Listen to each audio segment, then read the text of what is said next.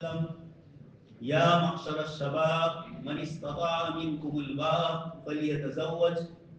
فإنه أغض للبصر وأحسن للفرج ومن لم يستطع فعليه بالصوم فإنه له وجاء. صدق الله العظيم وصدق رسوله النبي الكريم ونحن على ذلك لمن الشاهدين والشاكرين والحمد لله رب العالمين. محترم و مکرم حضرات علماء کرام اور ایمان والے بھائیوں، نکاح کے سلسلے کی یہ مجلس ہے۔ آپ حضرات کے سامنے قرآن مجید کی جن آیات کی تلاوت کی، اللہ تبارک تعالیٰ سماجی زندگی کے مسائل ان آیات میں ذکر فرماتے ہیں۔ پہلی آیت میں اللہ پاک نے ارشاد فرمایا اور ہم سب کو خطاب کر کے اللہ تبارک تعالیٰ نے متوجہ فرمایا اپنی طرف۔ زندگی کا ایک مسئلہ، آدمی جوان ہوتا ہے، کھانے پینے کی جیسے اللہ پاک نے خواہش رکھی ہے اسی طریقے سے جنس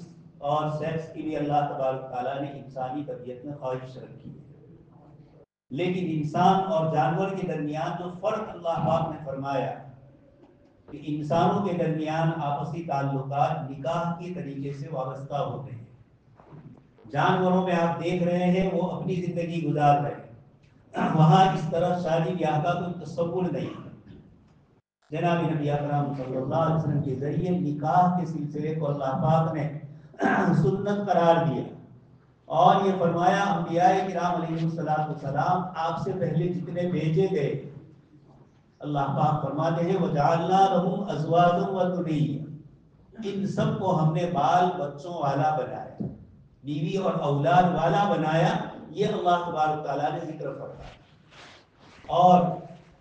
کھانے پینے کی خواہش کی طرح اللہ پاک نے جتنی خواہشات انسان میں پیدا فرمائی، ان کا علاج بھی اللہ تبارک تعالیٰ نے ان خواہشات کو پورا کرنا کس طرح ہوگا، حلال اور پاکیزہ ایک نظام اللہ پاک نے ذکر فرمایا۔ آپ صلی اللہ علیہ وسلم دنیا میں تشریف لائے اور اللہ تبارک تعالیٰ نے اعلان فرمایا الذین یتبعون الرسول النبی الامی،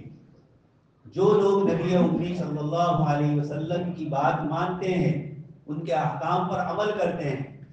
اللہ پاک نے فرمایا فَسَأَكْتُبُهَا، یہ رحمت جو اللہ پاک کی طرف سے آنے والی ہے وہ ان لوگوں کو لے آئے گی جو اللہ کے رسول صلی اللہ علیہ وسلم کی پیروی کرتے ہیں۔ اور آپ کی صفت بتلائی وَيُحِلُّ لَهُمُ الطَّيِّبَاتِ وَيُحَرِّمُ عَلَيْهِمُ الْخَبَائِثَ، پاکیزہ چیزیں اللہ تبارک تعالیٰ نے ہمارے لیے حلال فرمائی، اور خبائث گندی اور ناپسندیدہ چیزیں اللہ تبارک تعالیٰ نے اس سے فرمایا وَيُحَرِّمُ عَلَيْهِمُ الْخَبَائِثَ، اللہ کے نبی صلی اللہ علیہ وسلم اس کو حرام فرما دیں۔ تو یہ سماجی زندگی کا ایک مسئلہ ہے نکاح، اللہ تبارک تعالیٰ نے اس کو انبیاء کرام علیہ السلام کی سنت قرار دیا اور آپ صلی اللہ علیہ وسلم نے بھی اس کو اپنی سنت فرمایا۔ انسانی خواہشات کی تکمیل کا یہ سب سے اچھا اور سب سے بہترین طریقہ ہے جو اللہ تبارک تعالیٰ نے انسانوں کے لیے جاری فرمایا۔ کلام پاک کی جو آیت میں نے آپ کے سامنے پڑھی، سیدنا یوسف علیہ السلام کا قصہ اللہ پاک نے ذکر فرمایا۔ حضرت یوسف علیہ السلام کی پوری زندگی کبھی خوشی کا موقع ہے، کبھی تکلیف اور پریشانی۔ ایک تکلیف بظاہر تکلیف نظر آتی ہے، لیکن اسی میں اللہ پاک دوسرا ان کے لیے راحت کا راستہ فرمایا، اور جب راحت آتی ہے فوراً وہ مصیبت کا ذریعہ بن جاتا ہے۔ بچپن میں بھائیوں نے حسد کیا، والدین نے محبت کی تو بھائیوں نے حسد کیا، کنویں میں ڈالے گئے۔ کنواں ایک انسان کے لیے پریشانی کا باعث، لیکن اللہ پاک نے وہیں پر ایک قافلے کو بھیجا اور مصر جانے والا قافلہ وہیں پانی لینے کے لیے ٹھہرتا ہے اور پھر حضرت یوسف علیہ السلام کو لے جاتے ہیں۔ تو کنویں سے بچنے کا سامان اس طرح فرمایا، لیکن یہی بچنے کا سامان ایک طرف آپ پہنچے مصر میں، عزیز مصر وہاں کا جو بڑا وزیر تھا اس نے آپ کو اپنا بیٹا بنایا، بیٹے کے درجے میں رکھا، اپنی بیوی سے کہا کہ ان کے ساتھ اچھا سلوک کرنا، اکریمی مسوا، اچھا سلوک کا یوسف علیہ السلام خود اقرار فرماتے ہیں۔ اور پھر اسی میں قرآن کی جو آیت میں نے آپ کے سامنے پڑھی محل سے آپ کو جیل جانے کا جو ذریعہ بنا۔ اس آیت میں اللہ پاک نے اس کی طرف اشارہ فرمایا، وراودته التي هو في بيتها، حضرت یوسف علیہ السلام کو اپنی طرف گناہ کے لیے آمادہ کیا، گناہ کے لیے تیار کرنے کی جو کوششیں کی، اللہ پاک فرماتے ہیں وراودته التي هو في بيتها، جس کے گھر میں رہتے ہیں اسی عورت نے آپ کی طرف غلط نگاہوں سے اپنے آپ کو رکھا اور پھر یوسف علیہ السلام کو گناہ پر آمادہ کرنے کی کوشش کی۔ اللہ پاک نے فرمایا، حضرت یوسف علیہ السلام نے ارشاد فرمایا قال معاذ اللہ، اللہ پاک کی میں پناہ مانگتا ہوں اس گناہ میں مبتلا ہونے سے۔ اور پھر آگے فرمایا انہ ربی احسن مثوایا، میں جس کے گھر رہتا ہوں اس نے مجھے کھلایا پلایا، اچھی طریقے سے مجھے اپنے گھر میں رکھا، میں اس کے ساتھ خیانت نہیں کر سکتا۔ دوست اور بزرگوں، حدیث شریف میں بھی حضرت ابو ہریرہ رضی اللہ تعالیٰ عنہ روایت فرماتے ہیں، آپ صلی اللہ علیہ وسلم نے جو بڑے گناہ بتلائے اس میں یہ فرمایا ان تزنی حلیلۃ جار، تو اپنے پڑوسی کی عورت کی طرف غلط نگاہ کرے، یہ بڑے گناہوں میں سے، اس لیے کہ گناہ کے چانسز وہاں زیادہ ہے، تعلقات ہے، گناہ میں پڑنے کے خطرات زیادہ ہے، اس لیے پہلے سے حدیث شریف میں اس سے منع فرمایا گیا۔ حضرت یوسف علیہ السلام کو یہ واقعہ پیش آیا اور آپ نے فرمایا انہ ربی احسن مثوایا، رب سے اللہ پاک میں مراد ہو سکتے ہیں اور رب سے عزیز مصر بھی مراد پالنے والا، تو انہ ربی احسن مثوایا۔ آگے ارشاد فرمایا انہ لا یفلح الظالمون، اللہ تبارک تعالیٰ کا نظام ہے کہ ظالم لوگ کامیاب نہیں ہوتے۔ یہ حضرت یوسف علیہ السلام نے اصول اور ضابطہ بتلایا کہ اگر میں تیرے ساتھ غلط چیزوں میں شریک ہو جاؤں تو میں ظالم ٹھہروں گا۔ ایک طرف زنا ہے اور اسی کو حضرت یوسف علیہ السلام فرماتے ہیں کہ یہ سب سے بڑا ظلم ہے، شرک سب سے بڑا ہے، اس کے بعد کا گناہ حضرت یوسف علیہ السلام فرماتے ہیں انہ لا یفلح الظالمون، ظلم کسی کے اوپر ہاتھ اٹھانے کو، کسی کی پراپرٹی لے لینے کو نہیں کہا جاتا ہے، اس طرح کا گناہ ہے حضرت یوسف علیہ السلام اس میں ذکر فرماتے ہیں۔ تو یہ ہمارے نوجوانوں کے لیے حضرت یوسف علیہ السلام نے بتلایا۔ حدیث شریف میں ہے کل قیامت کے دن 7 قسم کے لوگ عرش کے سائے میں ہوں گے، اللہ پاک کے عرش کے سائے میں، ان میں جناب نبی اکرم صلی اللہ علیہ وسلم نے فرمایا کہ ایک آدمی کو کوئی اجنبی یا عورت گناہ کے لیے بلا رہی ہے اور وہ اس سے بچ جائے گا، بچ جا رہا ہے، اپنے آپ کو بچانے کی کوشش کرتا ہے، تو اللہ تبارک تعالیٰ اس کو عرش کے سائے میں بڑے اعلیٰ درجے کے جو لوگ ہوں گے ان کے ساتھ اس کا بھی حشر فرمائیں گے، وہاں اس کا مقام ہوگا۔ تو اللہ تبارک تعالیٰ نے ہمارے لیے یہ نکاح کا سلسلہ جاری فرما کر ہم سب کو نگاہ کی پاکیزگی، آنکھوں کی پاکیزگی اور دل کی پاکیزگی کی طرف بلایا۔ آپ کے سامنے میں نے جو روایت آپ صلی اللہ علیہ وسلم کی ارشاد فرمائی، آپ نے فرمایا اے نوجوانوں کی جماعت، تم شادی کر لو، یا معشر الشباب من استطاع منکم الباء فلیتزوج، جو تم میں سے نکاح کی استطاعت رکھتا ہے، طاقت رکھتا ہے، اس کو چاہیے کہ وہ نکاح کرے۔ آگے فرمایا اغض للبصر واحسن للفرج، آپ کی نگاہوں کو شادی نیچا کر دی،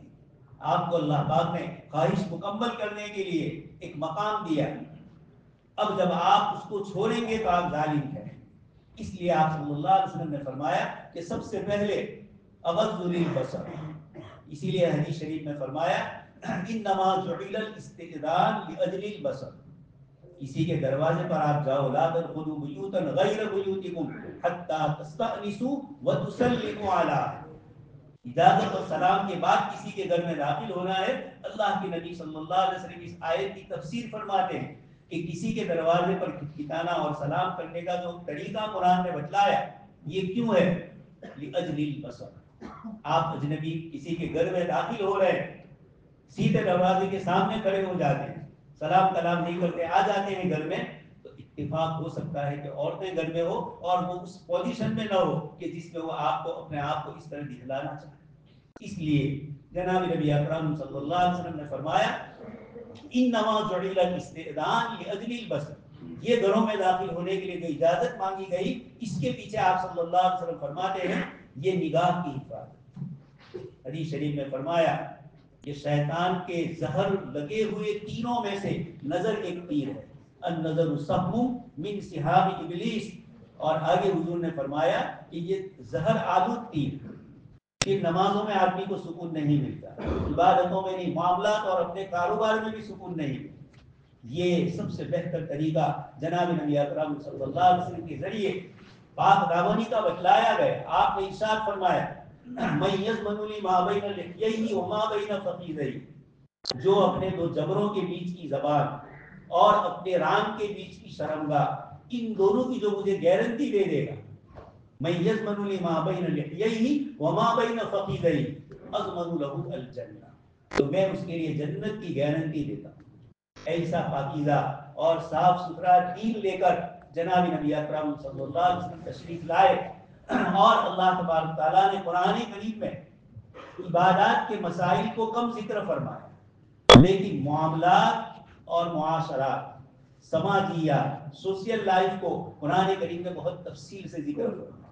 حتیٰ کہ ماں اور باپ بچے کو دودھ پلانے کے سلسلے میں مشورہ کرے، اس کو بھی قرآن کریم نے فرمایا کہ یہ رضاعت اور دودھ پلانے کی مدت کے مسئلے آپسی مشورے سے طے کرو، بچے کو دودھ کب چھڑانا۔ ایک طرف نماز ہے، صرف اس کی فرضیت بتلائی گئی، کچھ آیتوں سے الگ الگ اوقات نماز کے بتلائے گئے، لیکن زیادہ تفصیل نماز کے مسائل کی قرآن نے نہیں فرمائی۔ اسی طرح تمام مسائل، روزہ، زکات، حج، عبادت کے جتنے مسئلے ہیں، لیکن معاملات اور معاشرات، آپسی لین دین اور سماجی زندگی، سوشل لائف، اس کو قرآن کریم نے بہت تفصیل سے ذکر کیا۔ کاروبار کے سلسلے کی پوری ایک آیت سورہ بقرہ میں نازل ہوئی، اس کا نام ہی آیت مدایانہ، لین دین اور قرض وغیرہ کے مسائل اس میں ذکر کی۔ اور اسی طریقے سے یہ نکاح کے مسئلے بھی سورہ بقرہ میں، سورہ نور میں، سورہ نساء میں، ان سورتوں کے اندر بہت تفصیل سے مسائل ذکر ہوئے۔ دوستو اور بزرگوں، یہ وہ پاکیزہ زندگی ہے جس سے سماج صاف اور ستھرا رہتا ہے، اور جس سماج نے بھی اس کو چھوڑ دیا، انسانوں نے اپنی خواہش کے مطابق چلنا چاہا، اپنی مرضیات، اپنی پارلیمنٹ، اپنے قبیلے اور اپنے رسم و رواج کو دین بنا لیا اور دین کی باتوں کو چھوڑ دیا، تو یقین کیجئے قرآن کریم نے تمام احکام کو ذکر کرتے ہوئے آگے پیچھے وعدے بھی بتلائے ہیں، وعید بھی بتلائے۔ سورہ اللہ پاک نے مسائل ذکر کیے سورہ نساء میں وراثت کے، اور آگے یہ ارشاد فرمایا وَمَن يُطِعِ اللَّهَ وَرَسُولَهُ، یہ سارے احکام ہیں، جو اللہ و رسول کی اطاعت کرے گا وہ جنت میں جائے گا۔ اور وَمَن يَعْصِ اللَّهَ وَرَسُولَهُ تِلْكَ حُدُودُ اللَّهِ، ایک آدمی کا مقام ہوتا ہے، اس کی حد بندی ہوتی ہے، دوسرا اجنبی بغیر اجازت کے داخل نہیں ہو سکتا ہے۔ اللہ پاک فرماتے ہیں میری شریعت کی بھی کچھ حدود ہے، جب تم اس سے آگے بڑھ جاؤ گے، حدیث شریف میں مثال دے کر سمجھایا کہ کسی کا جانور اس کے کھیت میں چر رہا ہے، چرتے چرتے وہ تو جانور ہے، دوسرے کے گھر میں بھی، دوسرے کے کھیت میں بھی داخل ہو سکتا ہے، دوسرے کی پرائیویٹ کوئی پراپرٹی ہے وہاں چلا جا سکتا ہے، لیکن انسان کو اللہ تبارک تعالیٰ نے اس طرح نہیں کرے، اس لیے فرمایا ان للہ تعالی حمن، اللہ پاک کی کچھ بارڈریں ہیں، اس کو تجاوز کرو گے تو پھر اللہ تبارک تعالیٰ سے زیادہ غیرت مند کوئی نہیں۔ اس لیے اسلام کی سب سے بڑی خصوصیت، بہت ساری خصوصیتوں میں سے یہ ہے کہ زندگی کے ہر موڑ پر قرآن کریم نے اور آپ صلی اللہ علیہ وسلم نے ہمیں احکام دیے۔ جب یہ دعویٰ کیا جا رہا ہے کہ یہ نبی ہی کی زندگی آئیڈیل ہے، لقد کان لکم فی رسول اللہ اسوۃ حسنہ، تو اللہ کے رسول صلی اللہ علیہ وسلم کی زندگی جب نمونہ ہے تو قیامت تک کے انسانوں کے لیے انفرادی طور پر، پرائیویٹ لائف اور اجتماعی طور پر سب زندگی کے مسائل آپ صلی اللہ علیہ وسلم کی شریعت میں اللہ پاک نے ذکر فرمایا۔ اسی لیے ایک آیت میں فرمایا فلا وربک لا یؤمنون، آپ کے رب کی قسم، لا اگلی بات کا رد کرنا ہے، شرک کا اور انسانی قانون کا، اور آگے اللہ پاک فرماتے ہیں فلا وربک لا یؤمنون، ہرگز وہ لوگ ایمان والے، مکمل ایمان والے نہیں ہوں گے، حتی یحکموک فیما شجر بینہم، جب تک کہ وہ آپ صلی اللہ علیہ وسلم کو فیصل نہ بنائے، آپ کے فیصلے پر راضی نہ ہے۔ اللہ پاک فرماتے ہیں کہ وہ آپ کے فیصلوں پر ان کو راضی رہنا ضروری ہے، فیما شجر بینہم، ان تمام مسائل میں جن میں آپس میں اختلاف ہو جائے، جن میں آپس میں معاملات میں پریشانی ہو جائے اس کا حل بتلایا. فلا وربک لا یؤمنون حتی یحکموک فیما شجر بینہم. آگے ارشاد فرمایا ثم لا یجدوا فی انفسہم، پھر اپنے دل کے اندر کوئی تنگی محسوس نہ کرے. دین اور شریعت کے احکام میں تنگی ہے ہی نہیں. اللہ پاک نے جہاں جہاں تکلیف اور پریشانی آئی قرآن کریم میں ان مسائل کو ذکر کر کے اس کے بعد فرمایا یرید اللہ بکم اليسر ولا یرید بکم العسر.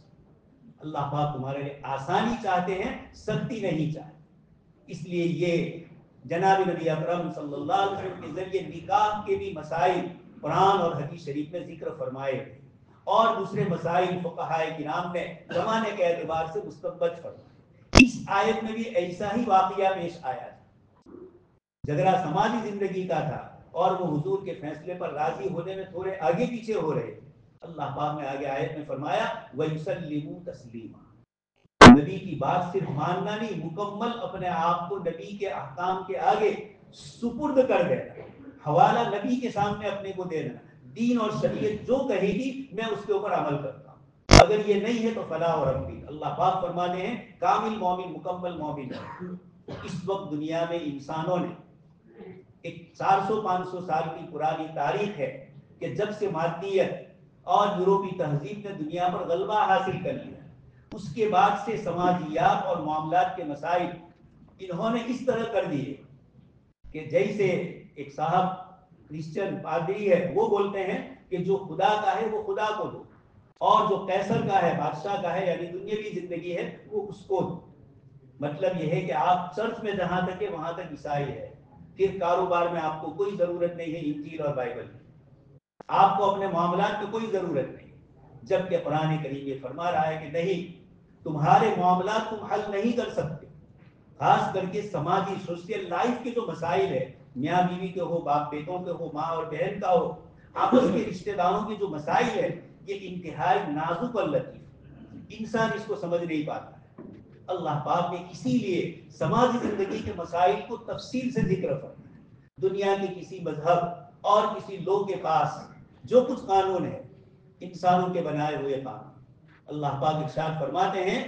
دوسری ایک آیت میں ثم جعلناک علی شریعۃ من الامر. ہم نے آپ کو ایک مستقل شریعت اور راستہ بتلایا، آپ اسی کی پیروی کیجیے. ولا تتبع اہواء الذین لا یعلمون. دوسری جتنی چیزیں ہیں وہ خواہشات ہیں. خواہشات کو اللہ تبارک تعالیٰ نے ایک حد انبیاء کرام علیہ السلام کے ذریعے بتلا دی. شادی بیاہ کے ذریعے اس کی تکمیل ہوتی ہے. لین دین اور معاملات کے مسائل کو ذکر کیا اور آپسی معاملات حل کر کے کس طرح زندگی میں سکون آئے قرآن کریم نے اس کو ذکر فرمایا. صلح کی آیتیں بتلائی فاصلحوا بین اخویکم. جب بھی دو مومنوں میں جھگڑا ہو تو تم اپنے دونوں بھائیوں میں صلح کراؤ. قرآن نے فرمایا فاصلحوا بین اخویکم. دو ایک دوسرے کے مخالف ہے لیکن فیصلہ کرنے والا، صلاح اور اصلاح کرنے والے کو کہا یہ تیرے دونوں بھائی، تو کسی ایک پارٹی کا فیور مت کر. قرآن نے یہ جملہ فرمایا کہ اپنے دونوں بھائیوں کے درمیان یہ بھی بھائی یہ بھی بھائی، اس لیے تم افراط و تفریق، کسی کے ساتھ ظلم اور کسی کے ساتھ زیادتی کر لو، یہ قرآن کریم نے منع فرمایا. دوست اور بزرگوں، میں اور آپ سب جانتے ہیں اس وقت گجرات میں UCC یونیفارم سول کوڈ، جس کو گجراتی میں سمان کوڈ کہا جاتا ہے، یہ گجرات گورنمنٹ نے اعلان کیا ہے 45 دن میں اس پر ریسرچ ہو رہا ہے اور پھر اس کے بعد مسودہ تیار ہوگا، یہاں کی اسمبلی میں پاس کیا جائے گا. اس مسئلے کو یہ سمجھنا ہے کہ یہ مسائل کیوں پیدا ہوتے ہیں. یہ جو آیتیں میں نے آپ کے سامنے پڑھی، قرآن کریم جب اس میں خود ہماری رہنمائی کرتا ہے. وراثت کے مسائل قرآن نے تفصیل سے سورہ نساء میں پورا ایک رکوع ذکر فرمایا، لیکن ہمارے یہاں ان مسائل پر ہم عمل نہیں کرتے. اب یہ جو UCC آئے گا اس میں کیا ہونے والا ہے؟ کسی نے دستک بیٹا رکھا، اسلامی شریعت میں کسی کے ایڈاپٹ کرنا، کسی کو کسی کے ساتھ اچھا سلوک کرنا، اس کے خرچے اٹھانا، یہ سب جائز ہے، لیکن اس کو آپ اپنا بیٹا شرعی اعتبار سے نہیں بنا سکتے. بیٹے کے طور پر وراثت میں اس کو نہیں دے سکتے، آپ اس کو گفٹ کے طور پر جو دینا چاہیں. یہ ورثہ اور آپس کے رشتہ داروں کے حقوق کے لیے شریعت نے یہ فرمایا. یہی مسئلہ آگے آئے گا وراثت کا. اب یہ مسئلہ آئے گا اس میں بھائی اور بہن دونوں کو برابر دینا ہوگا. جبکہ قرآن کریم نے فرمایا لڑکے کے لیے جتنا ہے لڑکی سے دگنا اس کو ملے گا، بہن سے دگنا ملے گا۔ اس وقت یہ مسئلہ اس طرح حل کرنے کی انسانی کوششیں، آپ جانتے ہیں 1985 میں شاہ بانو کا کیس چلا اور مسلم پرسنل لا بورڈ نے پورے ہندوستان میں یہ تحریک چلائی، اور پھر اس کے بعد پارلیمنٹ سے راجیو گاندھی نے اس وومن بل کو پاس کروایا، لیکن آج تک اس پر عمل نہیں ہو رہا ہے۔ عدت کا خرچہ اور مینٹیننس عدت کے بعد والا، جب تک یہ لڑکی طلاق والی شادی نہیں کرے گی وہاں تک اس شوہر کے ذمہ اس کا خرچہ۔ یہ جو قانونی چیز تھی، جب یہ فیصلہ ہو گیا سپریم کورٹ سے، اس کے بعد سپریم کورٹ کے وہ جج ریٹائر ہوئے، تو ماسٹر آف سائنس مولانا وحی الدین خان صاحب انتقال کر گئے، انہوں نے اس جج سے دوستی کی، اس سے کہا کہ یہ شاہبانو کے کیس میں آپ نے ایسا ججمنٹ کیوں دے دیا، یہ تو عقل کی بھی خلاف ہے، جب مرد اور عورت الگ ہو رہے ہیں تو اب یہ اس کا خرچہ کیوں برداشت کرے۔ عدت کا تو شریعت کا حکم ہے اس لیے، لیکن اس نے کہا بہت اچھا جملہ، اس نے کہا مولانا آپ لوگوں کو سپریم کورٹ میں کس نے بلایا، یعنی آپ آپس میں لڑے اور کیس لے کر جب ہمارے پاس آئے تو یہ تو سیکولر حکومت ہے، یہاں کے قانون تو سیکولر طور پر چلے، اس لیے ہم قرآن اور حدیث کے مطابق فیصلے نہیں کریں گے، اس کے لیے آپ کو اپنے علماء، اپنے مفتی اور اپنے شہری پنچایتوں میں جانا چاہیے۔ جب آپ آئے اور پھر لوگوں کو کہ ہم تمہارے لیے اسلامی قانون کے مطابق عمل کریں تو یہ نہیں ہو سکتا۔ اس لیے سب سے بڑی ضرورت ہے جب تک ہم دین اور شریعت پر نہیں آئیں گے، دنیا کی حکومتیں اس طرح کے قانون لائے گی، اب تک ہم نے خود 3 طلاقوں کے ذریعے کتنے خاندانوں کو ہم نے منتشر کر دیا، لیکن 2 سال سے جب سے یہ قانون آیا ہے اب 3 طلاق کا رواج پورے ہندوستان میں کم ہو گیا۔ لوگوں نے سروے نکالا کہ اس سے پہلے، اس قانون کے آنے سے پہلے کتنی طلاقیں ہوتی تھی اور اب یہ 2 سال میں کتنی ہوئی تو کم ہو گیا، یعنی انسانی دندے کا ڈر لگا، اللہ تبارک تعالیٰ کا خوف نہیں آیا۔ آپ صلی اللہ علیہ وسلم کی موجودگی میں ایک صاحب نے اپنی بیوی کو 3 طلاق دی، آپ نے یہ فرمایا کہ کیا اللہ کی کتاب سے کھلواڑ کر رہے ہو، مذاق کر رہے ہو، جب قرآن تمہیں طلاق کی ایک ترتیب بتلاتا ہے، اس سے پہلے آپسی تعلقات کی ترتیب بتلاتا ہے، تم ان سب کو چھوڑ رہے ہو اور سیدھے تم اس طرح کی چیزیں کر رہے ہو، تو تم کو کس نے شریعت مطہرہ کے اوپر عمل کرنے سے روکا ہے؟ ہم لوگوں کی عادت عموماً یہ ہے، کچھ یورپ کے ملکوں میں پردے پر پابندی ہے، یہاں ابھی نہیں ہے، لیکن پھر بھی بے پردگی ہے، دیکھ رہے ہیں آپ شادی بیاہ میں کیا ہو رہا ہے۔ اب جب وہ قانون لائیں گے تو مسلمان کہیں گے کہ ہمیں پردے سے روکا جا رہا ہے۔ آپ اپنے اللہ کو راضی کرنے کے لیے جب تک اس کے احکام پر عمل نہیں کریں گے، وَيُسَلِّمُوا تَسْلِيمًا، جناب نبی اکرم صلی اللہ علیہ وسلم کے طریقے کو مکمل نہیں اپنائیں گے اور دوسرے طریقوں پر چلو گے، انسان کبھی بھی اپنے لیے قانون نہیں بنا سکتا، خاص کر کے سوشل لائف۔ اسی لیے آپ دیکھ رہے ہیں یوروپ ٹیکنالوجی میں، سائنس میں بہت آگے ہے، لیکن تمدنی مسائل، سوشل لائف جو ان کی ہے اس میں وہ ناکام ہو گئے، اس لیے کہ انہوں نے وہاں بھی وہ تعلق سمجھا جو ایک تاجر کا تجارتی ہوتا ہے، میاں بیوی کی جو محبت اور تعلقات کے جو مسائل ہے اس کو چھوڑ دیا۔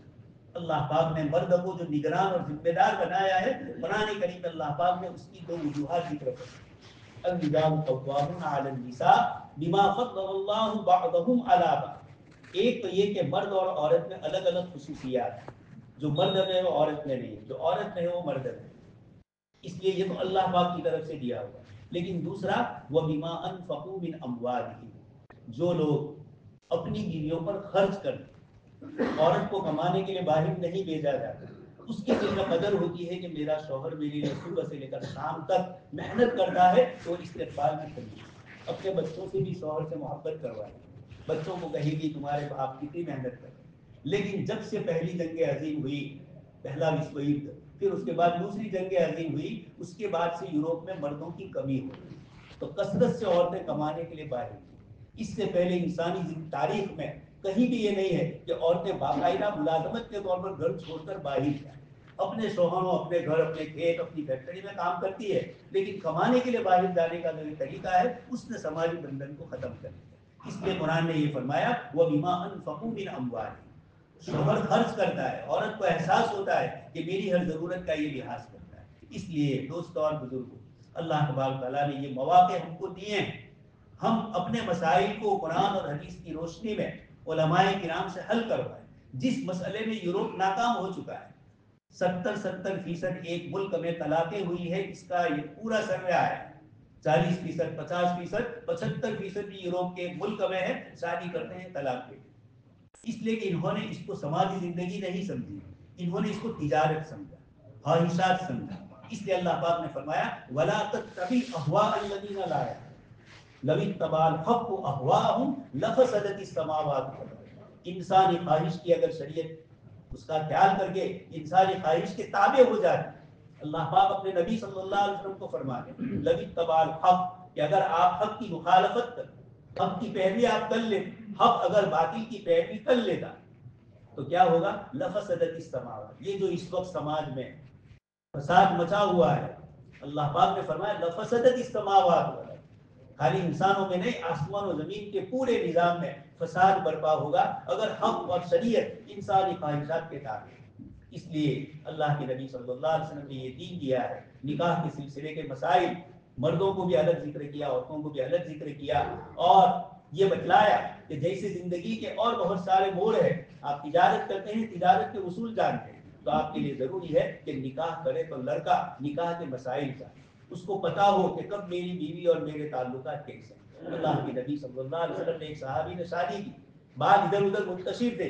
بلایا، تنگی کروائی اور کہا کہ ایسے اس طرح کے مت پھرو تمہاری بیوی کے سامنے کہ جس سے اس کو نفرت ہے۔ اتنا خیال اللہ کے نبی صلی اللہ علیہ وسلم نے فرمایا رفقم بالقواریر۔ حدیث شریف میں ایک قصہ ہے لمبا، وہاں اللہ کے نبی عورتوں کو آبگینہ گلاس فرماتے، ان کے جذبات اور ان کی خواہشات گلاس جیسی ہے، کب ٹوٹ جائے۔ یہ اللہ کے نبی صلی اللہ علیہ وسلم نے مردوں کو اس لیے ذمہ دار بنایا۔ اس لیے ہم یہ سمجھے نکاح تو ہوتے رہتے ہیں ہمارے یہاں، لیکن سب سے بڑا مسئلہ ہے کہ پھر وہ تمام چیزیں روایات کی اور سماجیات کی ہم شریعت کو چھوڑ کر کرتے۔ اور کچہریوں میں پردے والی لڑکیاں جا رہی ہے، آ رہی ہے۔ مسلمان وکیل نے مجھے کہا کہ مولانا کثرت سے میں دیکھ رہا ہوں ہماری بلوچ کی کورٹ میں کہ کثرت سے پردے والی لڑکیاں، پردے والی عورتیں یہ آ رہی ہے اور کوئی نہ کوئی مسائل ہی ہے۔ یہ عجیب و غریب مسئلہ ہے۔ اس مسئلے کو حل اسی لیے کرنا ہے کہ شریعت مطہرہ کے اصول کے مطابق چلیں گے تو کوئی پریشانی اور تکلیف نہیں آئے۔ ازواج مطہرات نے سکون والی زندگی گزاری، اور بھی اللہ کے نیک اور صالح بندوں نے اپنی بیویوں کے ساتھ نیک اور صالح زندگی گزاری۔ اللہ تبارک تعالی ہم سب کو بھی صحیح طریقے سے ان حقوق کو سمجھنے کی، ادا کرنے کی توفیق نصیب فرمائے۔ آمین وآخر دعوانا